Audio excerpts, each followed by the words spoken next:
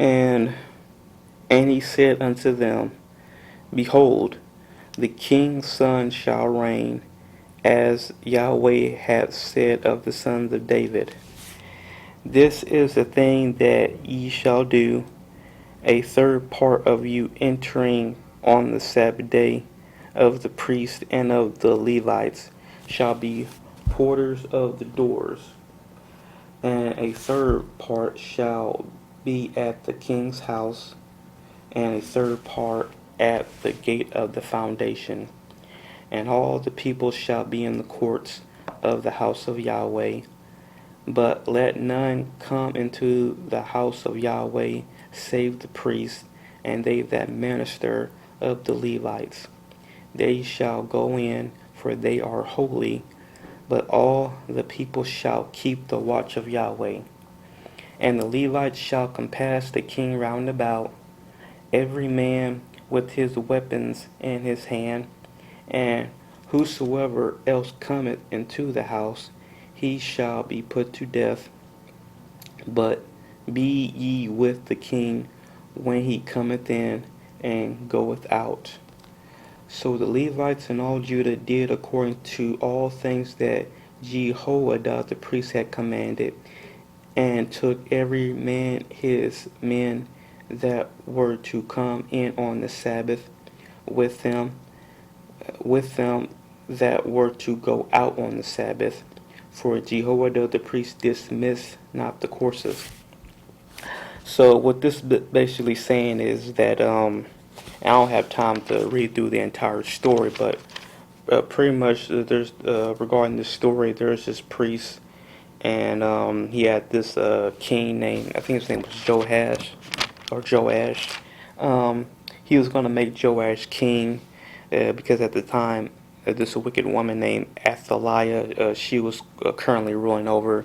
But anyway, long story short, basically what this is saying is he's commanding his people to go out on the Sabbath day and also to come in on the Sabbath day. And if you read verses let me find it. Oh, verses 4, it says, This is the thing that ye shall do, a third part of you entering in on the Sabbath. What he's saying is there's going to be some of you that are going to enter in on the Sabbath day. I want you to come in on the Sabbath day. And then in verse, where is it? I think it's 7. Every man.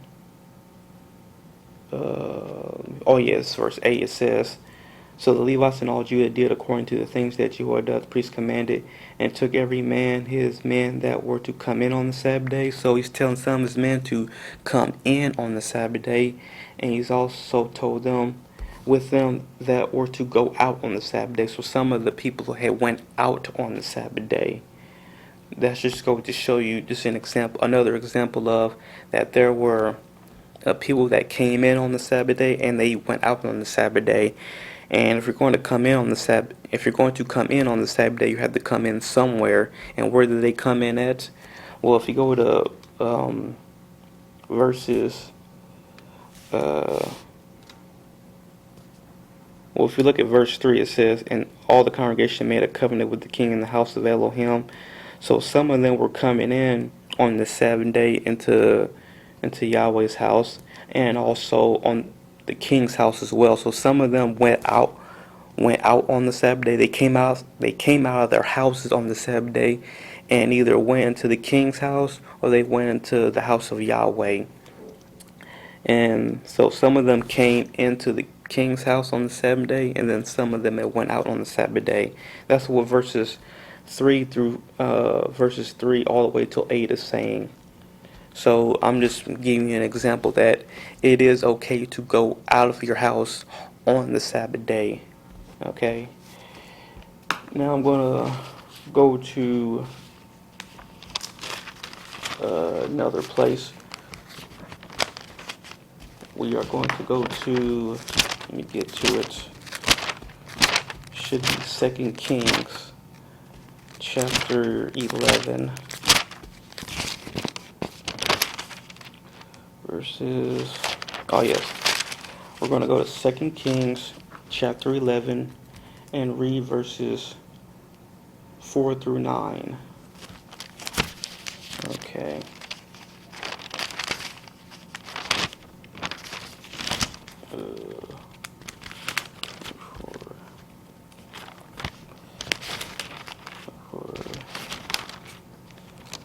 Okay. 2 Kings chapter 11 verses 4 through 9. So we're going to start at the fourth verse. It says, and this is pretty much just saying the exact same thing it says in the Chronicles, but I'm just reading it again here in 2 Kings. And it reads, and in the 7th year Jehoiada sent and fetched the rulers over hundreds with the captains and the guard, and brought them to him into the house of Yahweh, and made a covenant with them, and took an oath of them in the house of Yahweh, and showed them the king's son. And he commanded them, saying, This is the thing that ye shall do. A third part of you that enter in on the Sabbath shall even be keepers of the watch of the king's house. And a third part shall be at the gate of Shur, Sir, a third part at the gate behind the guard. So shall ye keep the watch of the house, that it be not broken down. And 2 parts of all you that go forth on the Sabbath, even they shall keep the watch of the house of Yahweh about the king.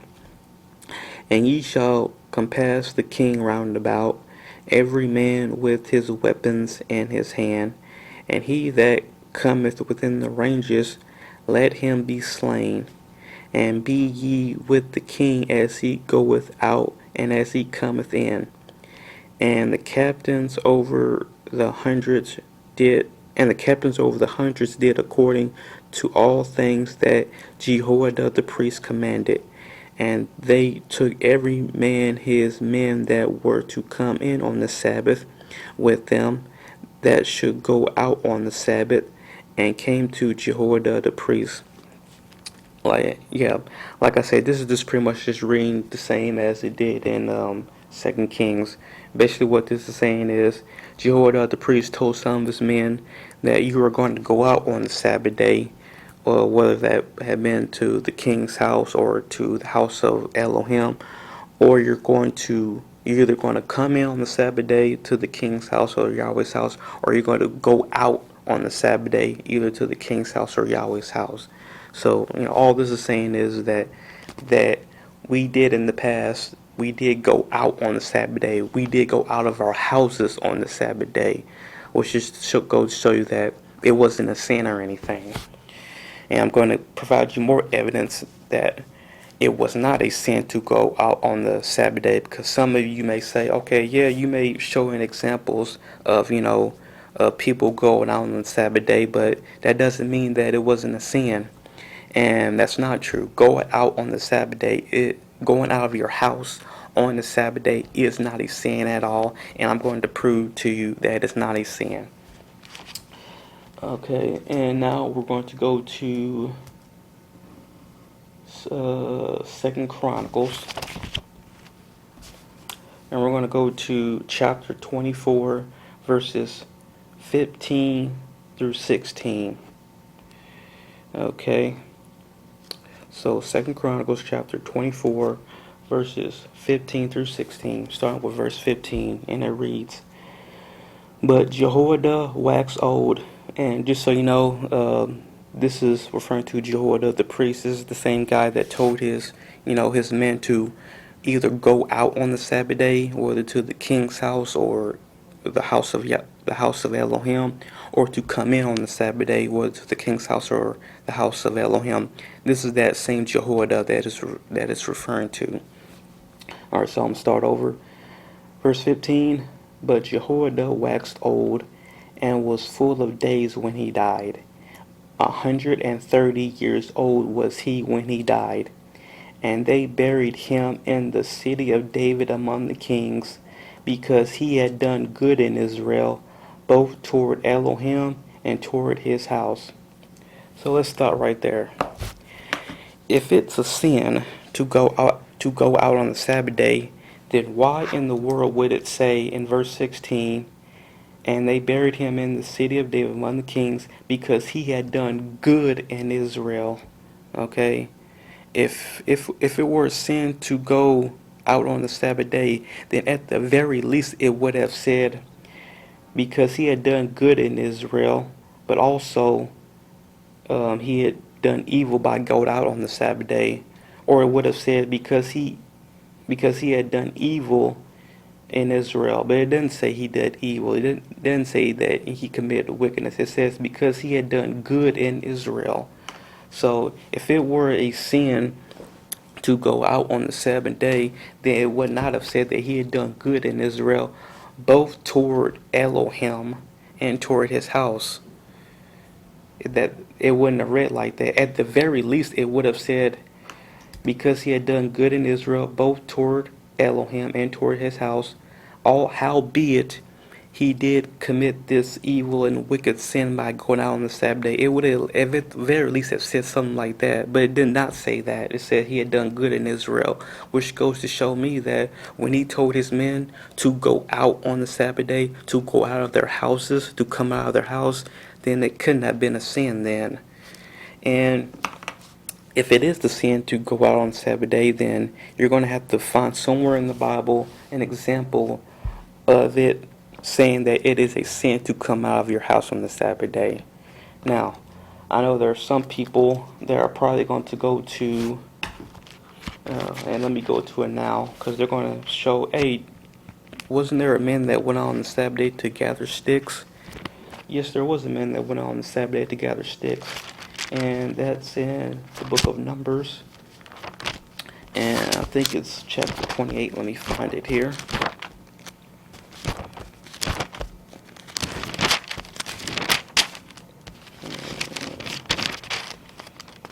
Should be Numbers 15, I think. Okay, alright, found it. So we're going to go to Numbers chapter 15. And we are going to read verses 32 through 38. Alright, so Numbers chapter 32. Numbers chapter 15, starting with verse 32. And it reads, And while the children of Israel were in the wilderness, they found a man that gathered sticks upon the Sabbath day. And they that found him gathering sticks brought him unto Moses and Aaron, and unto all the congregation. And they put him in ward, because it was not declared what should be done to him. And Yahweh said unto Moses, The man shall be surely put to death. All the congregation shall stone him with stones without the camp. And all the congregation brought him without the camp, and stoned him with stones. And he died, as Yahweh commanded Moses. And Yahweh spake unto Moses, saying, Speak unto the children of Israel, and bid them that they make them fringes in the borders of their garments throughout their generations, and that they put upon the fringe of the borders a ribbon of blue.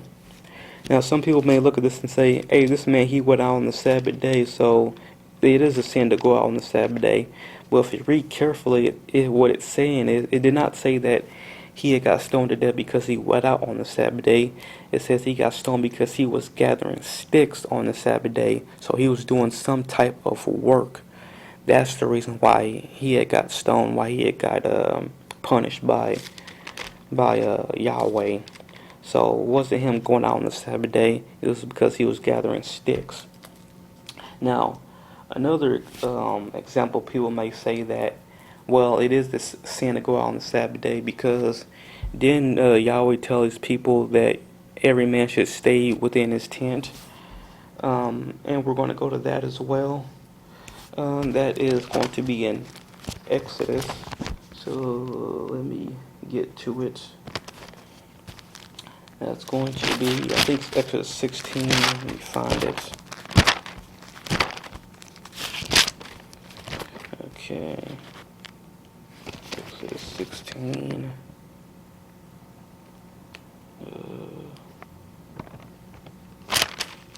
16. Oh, yes, here we go. Or it's going to be Exodus chapter 16, verses 11 through 30. I'll probably skip through some of it because it's pretty long. I mainly want to get to verse 29 and verse 30, but we'll at least start at verse 11 and we'll try to skip our way down to verses 29 and 30, which is what I mainly want. All right, Exodus chapter 16, verse 12, and it reads, And Yahweh spake unto Moses, saying, I have heard the murmurings of the children of Israel. Speak unto them, saying, At even ye shall eat flesh, and in the morning ye shall be filled with bread. And ye shall know that I am Yahweh your Elohim. And it came to pass that at even the quails came up and covered the camp, and in the morning the dew lay round about the host. I'm gonna skip on now because this basically what this saying is that people were complaining, and so Yahweh told the people, "Hey, gather some quails together." So, and also Yahweh provided them manna. So I'm trying to get to the main point because that's what I really want to get to. Just shorten it up some. So we're going to skip all the way down to verse 23. In verse 23 it says, And he said unto them, This is that which Yahweh hath said, Tomorrow is the rest of the holy Sabbath unto Yahweh. Bake that which ye will bake today, and seethe that ye will seethe, and that which remaineth over lay up for you to be kept until the morning. And they laid it up till the morning, as Moses bade, and it did not stink, neither was there any worm therein. And Moses said, Eat that today, for today is a Sabbath unto Yahweh. Today ye shall not find it in the field. 6 days ye shall gather it, but on the 7th day, which is the Sabbath, in it there shall be none. And it came to pass that there went out some of the people on the 7th day for to gather, and they found none. And Yahweh said unto Moses, How long refuse ye to keep my commandments and my laws? See, for that Yahweh hath given you the Sabbath, therefore he giveth you on the 6th day the bread of 2 days. Abide ye every man in his place. Let no man go out of his place on the 7th day. So the people rested the 7th day. Now, some people may look at that and say, Hey, well, it is a sin to go out on your house on the Sabbath day. So, that right there proves it. But what people need to understand is that what Yahweh was doing when he told these people, that he was telling them specifically, those particular people that were in the wilderness, he was telling them, and only them at that time, you do not go out on the 7th day. And the reason why Yahweh was mad at them was not necessarily because they went out on the 7th day, it's because Yahweh told Moses told the people, hey, you're not going to find any of this manna out on the Sabbath day, so there's no point in you going out to go and look for it. But what the people did was say, well, we're going to go out and look for it anyway. Now, the people had just went out, just walking around, just going out, maybe to go to other people's tent and, talk about, the laws and the commandments that Yahweh gave them. If they were just going out of their tents and going, to other people and speaking about Yahweh, then I'm pretty sure y'all would not have been mad at that, but they didn't go out and do that. That's not what they did. They still went out on Sabbath day to go and look for something that Yahweh told them, hey, there's not going to be any manna on this day, so there's no point in you going out. That's the reason why Yahweh was mad at them, and that's the reason why he told them specifically at that time, okay, do not go out on the 7th day. Now, it's very important to realize that when you're reading through scriptures, as it says in the Holy Scriptures, you have to read line upon line, precept upon precept, here a little and there a little, and that's in Isaiah. I'm gonna go to that real quick. That's in Isaiah chapter 28. I'm gonna read that real quick. Alright, here it is. Isaiah chapter 28, verses 9 to 10. Whom shall he teach knowledge, and whom shall he make to understand doctrine? Them that are weaned from the milk, and drawn from the breast. For precept must be upon precept, precept upon precept, line upon line, line upon line, here a little, there a little. What that basically is saying is that you can't take one verse in this Bible and then try to twist it your own way and then run with it. You have to read through, you have to read through obviously the entire scriptures, but, you know, what this is saying is when it says line upon line, this verse may say one thing, but if you go to another book or go to another chapter, and another verse may say something a little bit different. So I'm going to provide an example of that. We're going to go back to Numbers chapter 15. I'm going to try to prove to you what I'm trying to say here. So let's go to Numbers chapter 15, verses 38. Alright. Now once you have Numbers chapter 15, verse 38, we're going to hold that and then go to Deuteronomy.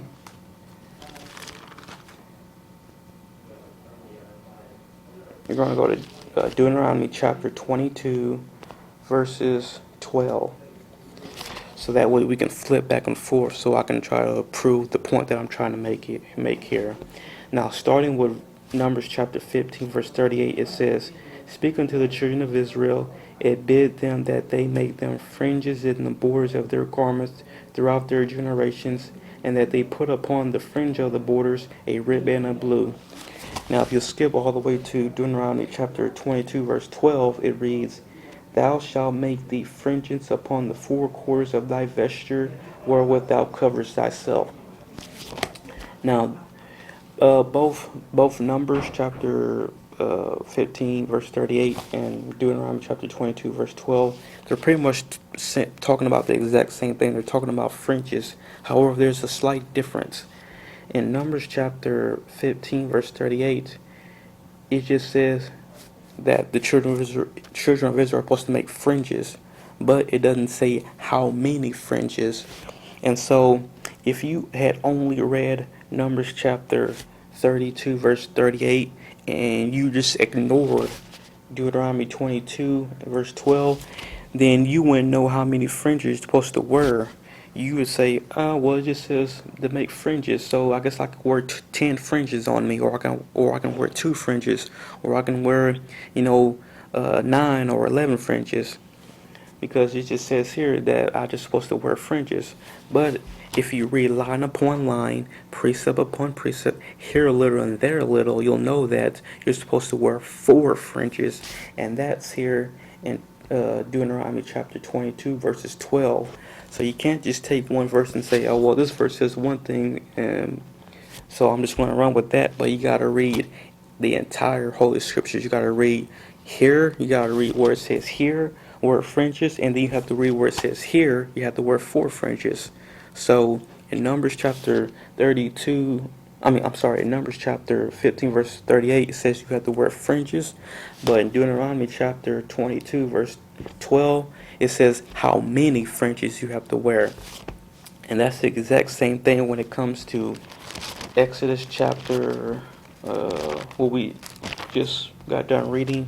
It was Exodus chapter 16, verse 30, where it says, let no man go out on this place on the 7th day. Yet in this area it says that he's telling these specific people, you do not go out on the 7th day because of what you had did when I told you that there's not going to be any manna found in the ground, but you went out to go and search for it anyway. He told them at that time anyway, do not go out on the 7th day.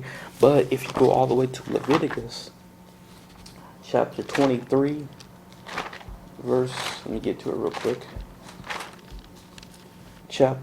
Leviticus chapter 23, verse 3, he says, the seventh day is the Sabbath, and it's going to be a holy convocation, which means you're going to come out of your house, get together, a large group of people, and to worship Yahweh.